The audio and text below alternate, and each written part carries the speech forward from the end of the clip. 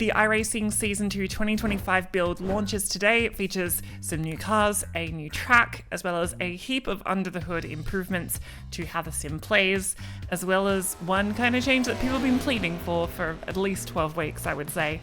I'll be going through all the updates and seeing what you need to know. Let's do it. So it's time for iRacing's quarterly build. If you're not aware of how it works, every kind of 3 months, iRacing releases a big update.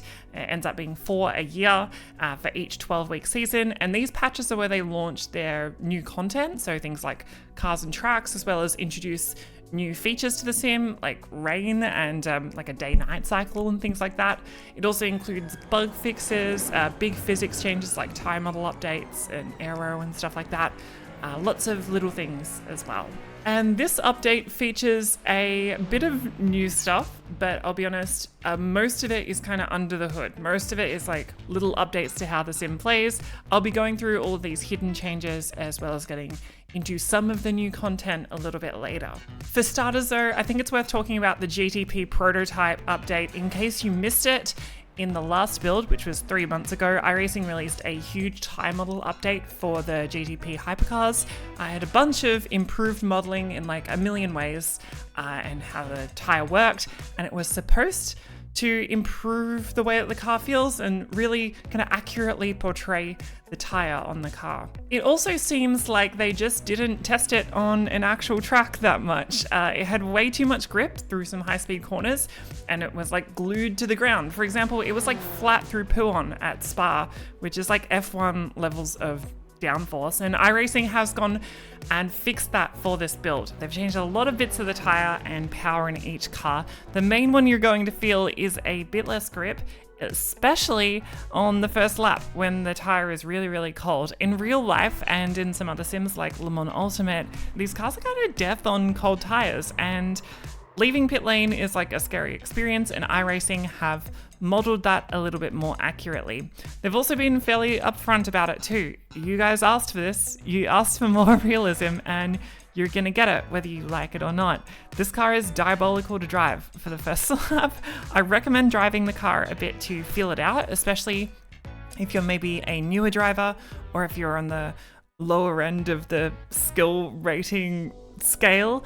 You want to do a lot of practice on cold tires because you don't want to loop it in front of the field on a start and like cause a like Spa 98 spec crash. It would be a disaster. I have driven the car and it took me about 8 goes to complete a lap of Suzuka like without crashing. Once I was going, it actually felt pretty good. It felt like it had a bit less aero, so that was nice, but very scary on the first lap. So along with the GTPs, there are a bunch of other little updates. For starters, we have a bunch of new flags in the game. A simple one is the new local debris caution. Included in the last patch was the debris refresh. So basically, if you drive off into the gravel and then drive back onto the racetrack, you will drag a bunch of gravel onto the racetrack with you. This new feature means that when you pass a bunch of gravel or mud or, I don't know, bits of broken car on a track, you will see a kind of like the slippery surface yellow and red striped flag for a lap or so before it disappears.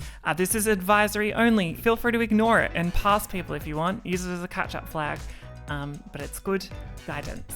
Another new flag for this build is the connection black flag. This one is to stop all the blinkers and people that are playing on Wi-Fi and stuff like that. Basically, if your connection sucks in the middle of an official race, this black flag will be shown to you and you'll get teleported or you'll get towed to pit lane. And from there, you'll be given the option to either wait for your connection to get better, or you can go ghost driving, which means you just drive around and have fun on your own, but you're not actually getting involved in the race. If it's really bad, iRacing won't let you rejoin the race at all. And it's important to note that this is based upon the consistency of your connection. So good news, if you're an Australian and you race on like 350 ping, you're not going to get black flagged. But if you're living, I don't know, next to the iRacing servers and you're racing on 5 ping, but you're playing on Wi-Fi and it's like dipping in and out and you're blinking and disappearing for a lap, you'll probably get black flagged. This one's also going to be only in some series, and I've checked hosted sessions as well. There isn't an option to include it in the hosted session, so I assume it's off by default. You can't select it at the moment, but that's something to be aware of. There is also a bunch of lighting and graphical changes this build. I can't fully tell just by looking at them. It kind of looks the same, but they are apparently good. And this is very important because one of the main things that iRacing is working on right now is a new engine that they will eventually use. They're building it in-house. So that's very exciting. Otherwise, some other things that you may have missed in this build for all people using VRS Direct Force Pro wheels, they now have 360 Hertz of force feedback, like Simucubes, which already had them. There's a bunch of AI updates as well. Adaptive AI was meant to be in this build. It just missed it. I think it'll be introduced in a patch in the next couple of weeks, maybe. Basically, this means that the AI will automatically adapt to your speed. So you don't have to just like plug in a random number and be like, I reckon I'm like 95. And then they're either too slow or too fast. It'll like automatically kind of adjust to you. So that's really good. I went through all the updates to the cars and tracks. There's lots of little tweaks. The main one that you're going to feel is the Formula Ford 1600. They've redone the suspension on this car, and they apparently calculate all four wheels in a different way, which will eventually kind of be ported over to every other car in the service. There is apparently a lot of little changes. The main one that you're going to feel, though, is a bit more grip. So this thing will feel less loose than it did before. Another change I feel like I need to talk about just because it sounded kind of funny is the Pro Truck. The Pro Truck had unauthorized moon launches sometimes when it had like crash damage at the front. So yeah, it's a truck, not a spaceship. So they fixed that. Another big update that's worth talking about though is the update to the series pages. So if you play iRacing, you probably know that you're going to be spending a lot of time staring at these pages and the iRacing UI. And this new page is honestly, look, I'm going to be honest, it is a lot of information. I've played iRacing for too many years, and like even for people who are experienced, this is like, it's overwhelming to look at this much information. It's probably going to be kind of useful for new players with the checklist on the right hand side of the screen, which will show you like what you need to actually qualify to race in something. But at the same time, there is just so much information on the screen that is just, it's too much. They show like the next 4 races, even though you don't care about them. You only care about the one that's the closest. And it also includes like 5 practice sessions. You don't need to know about 5 practice sessions. It should just be like, click button to go practice. And then like advanced is go find a practice session. Also at the top of the screen, there's like a sliding slideshow of cars, and you have to click on a really tiny little button to see which one's included. There's no other like list of the cars that are included, which kind of sucks.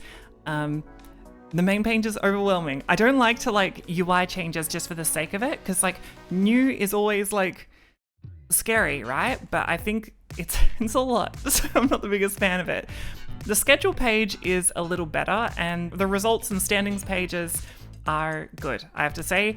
And I do like how quickly they load, especially compared to the old member site, which was like, it'd take forever.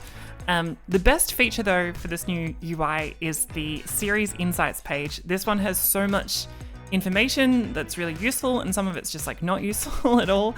You can see how popular each time slot is, as well as the strength of field for each one, which is really useful for the farmers out there. It's also got pace analysis, so you can get like an indication of how fast you need to kind of be for the iRating, what speed you should be aiming for, I guess. Some of the info isn't useful. It gives you like how many total incidents have been, which is a pretty fun number, but I guess you don't need to know it. As well as that, like I looked at a week 13 unofficial series, and it was like, how many races have gone official? And it was like 0. And I was like, yeah, of course. But yeah, honestly, I like this page. I think it is a bunch of really cool stuff. It's a double thumbs up.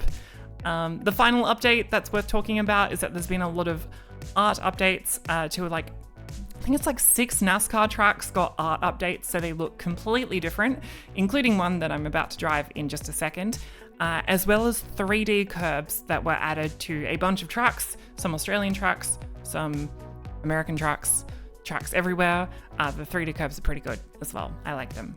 Okay, new content. So there's kind of 2 main bits of new content in this build. For starters, there are 3 new ARCA race cars. We have a Toyota Camry, a Ford Mustang, and a Holden Commodore. And if you're not sure what ARCA is the first level of over racing that you'll be doing after you get out of street stocks in rookies. ARCA races race at all sorts of stuff. They race at short tracks all the way up to Daytona. And in iRacing, it has historically featured no cautions. So like no safety cars, which is both great for new drivers and also just like insane for new drivers at the same time. What I'm most familiar with ARCA, and probably you are as well, is the term ARCA brakes. This is a meme, but basically if there is a huge shunt ahead and like the track has got cars crashing, ARCA drivers are known for staying pinned to the throttle and just driving into the crush without slowing down. You can search on YouTube for a ton of compilations, and it kind of rings true for iRacing as well, with no cautions. But anyway, I drove the new ARCA car at Las Vegas, which has just received an art update. It's very yellow, and yeah, I saw how it felt. Okay, so I'm starting a lap at the Las Vegas Motor Speedway, which has copped an art upgrade in the latest patch, as well as the new ARCA car. I'm in the Chevy SS, and my first kind of vibes of this ARCA car is that it sounds really good. I think it sounds nice, and it just feels a bit more modern to drive than the older cars. This set, it could just be the set, but it's very understeery, so it doesn't want to turn very much. But otherwise, I think this track looks really, really good as well. If you're into yellow walls, you'll be a fan, I think.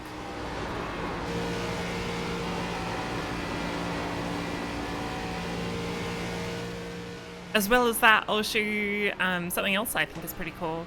It's probably not that cool, but they've like redone all the pit boxes. So they're like, oh, don't speed in pit lane. So it's all like rubbered up, and they actually look really cool, I think. Maybe I'm easily impressed, but yeah. Anyway, I'm enjoying driving this ARCA car so far. It's been quite nice, and yeah, excited to race it a bit more. The next bit of new content is Portland International Raceway. This is a new road track, and this track is honestly, it's pretty basic. It's like a big drag strip with a chicane, and then some squiggly corners, and then a straight, and then some more corners. I reckon it'll produce pretty good racing though. I think I also, like, it's the only dedicated road bit of new content for this build, so for that I have to like it.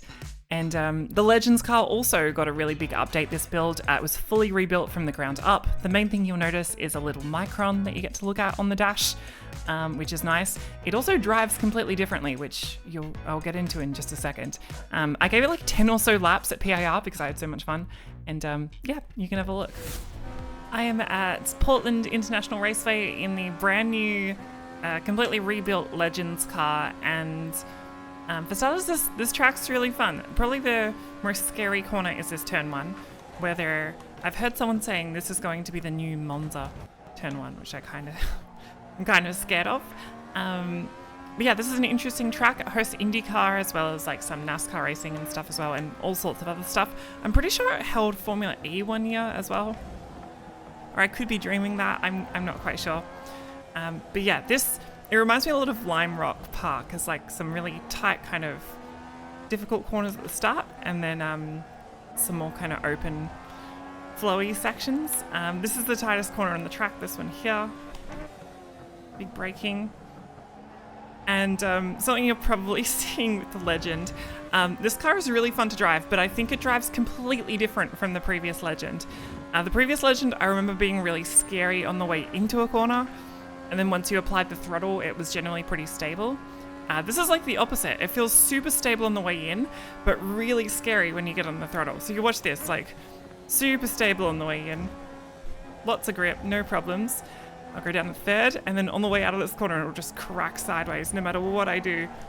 Like, you just gotta, like, fight it all the way.